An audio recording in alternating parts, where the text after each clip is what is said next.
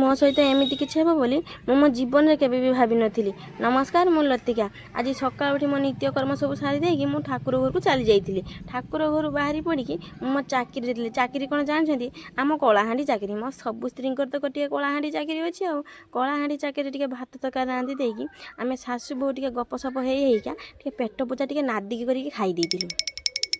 ଖାଇସାରିବା ପରେ ଆଗ ଦିନ ଲୁଣେଇ ରଖିଥିବା ଚାଉଳକୁ ଛାତ ଉପରକୁ ଶୁଖେଇବା ପାଇଁ ଚାଲି ଯାଇଥିଲି। ଛାତ ଉପରକୁ ଶୁଖେଇବାକୁ ଯାଇ ଚାଉଳ ସେଠି ଢାଳି ଦେଇକି ଟିକେ ଘାଣ୍ଟା ଘୁଣ୍ଟି କରିବା ପାଇଁ ଲାଗି ଦେଇଥିଲି। ଘାଣ୍ଟା ଘୁଣ୍ଟି କରିବା ଭିତରେ ମୋ ନଜର ପଡ଼ିଲା ଆକାଶ ଉପରକୁ। ଆକାଶ ଉପରେ ଦେଖିଲି ଏ ସୂର୍ଯ୍ୟ ଦେବତା ଏତେ ମୋ ଉପରେ ଆଜି ରାଗିଛନ୍ତି ଯେ କି ରାଗ ଲୋ ବାବା, ଟିକେ ଖରା କରିନାହାନ୍ତି।